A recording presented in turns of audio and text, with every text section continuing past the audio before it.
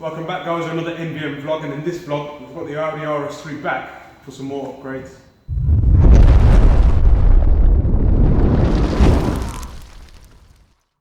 So 2018 Audi RS3, it's already had a downpipe decat air induction kit and the JB4 module, and we've brought it back in today for H&R lowering springs,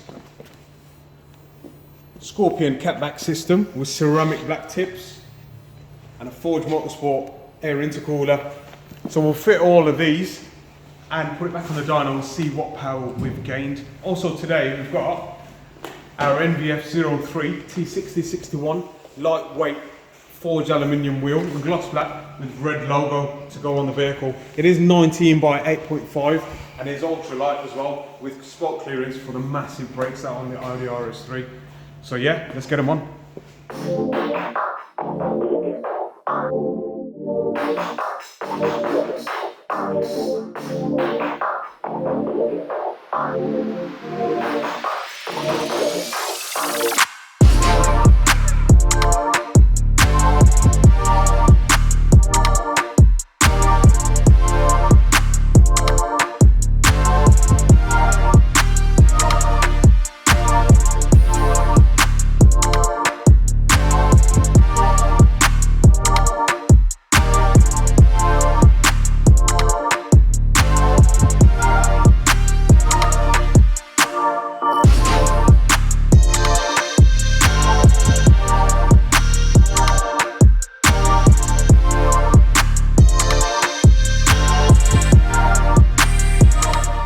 Cooler's off. As you can probably see, size difference wise, it's about 50% greater surface area and about 94% more volume.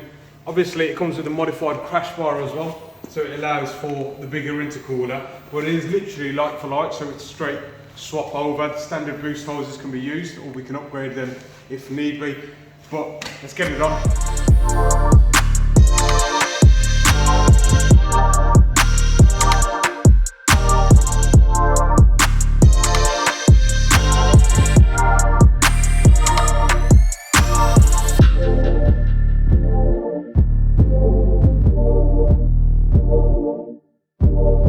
So guys, that's the stock exhaust system off. It is really heavy in comparison to the Scorpion system, and also it is valved. And the valve system, I don't know if you heard in the last vlog, but the car on the dyno was completely silent until 4,000 RPM, and then it opens up and it sounds quite odd, especially when it's decatted. So we've gone for a non-valve system, 76mm throughout, stainless steel with ceramic black tips, which are going to sound amazing and look amazing too. Again, non-valve system, so it will be a good tone throughout the whole of the rev range without any kind of concerns. So let's get that on. Intercooler's already been fitted.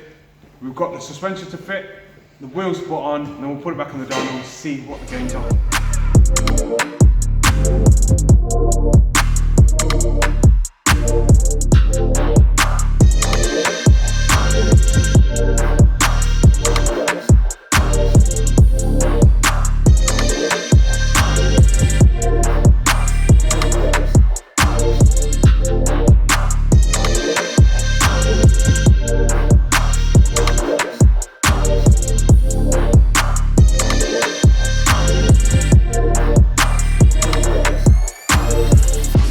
Back up on the ramp. The car is mag ride equipped, so we're just taking the rear springs off. Got some H&R springs going on, which lower it roughly 25 to 30mm mag ride, so they have a centre at the bottom, as you've probably seen in the last video that we did with the S3. So it's the same shock absorbers and the same sort of method that we're using, so we'll get it down and that should lower it to a nice stance to put the new NV Forge wheels on.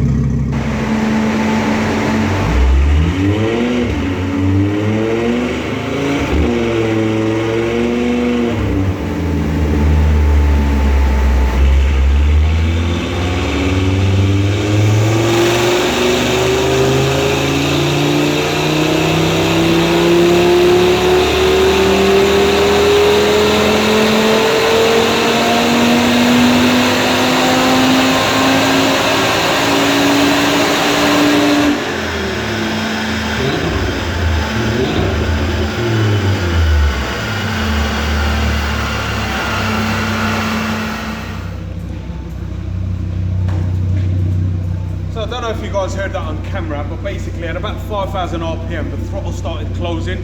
Looking at the logs, and you can see on the graph, there's a massive dip compared to the power before. So we're still running map 5, which targets maximum boost based upon the JB4 system. The fuel trims are actually maxing out, and that basically because from our intercooler is actually providing denser, cooler air, even for the same amount of boost, which requires a bit more fuel to reach the same AFR target, and that's what's causing the throttle body to close to maintain the boost level within trim target. So we're going to have to put a map 6 method on there, so we're going to ramp up the boost and ramp it off and kind of avoid that position and see what we can achieve today. So just want to show you guys in graphical terms, this orange line here is the actual throttle body and the throttle position basically. So as you can probably see, fuel trims max out and it holds it for a bit, but when it gets to, you know, EGT protection of the stock ECU, the actual fueling required isn't quite enough, so then the throttle body closes to reduce the actual overall boost. And this is quite, you know, common for RS3 tuning, let alone a JB4 module. Obviously the way we're going to get around it is try and reduce the boost in that area and the wastegate duty cycle via the JB4. Again, we're not tuning this car yet, but this is the reason why we've got to do a custom map 6.